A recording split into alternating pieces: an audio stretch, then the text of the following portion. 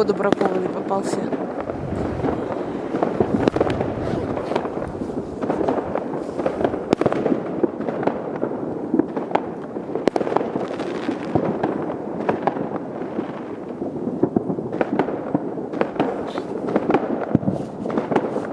И что тут делать? Я не знаю.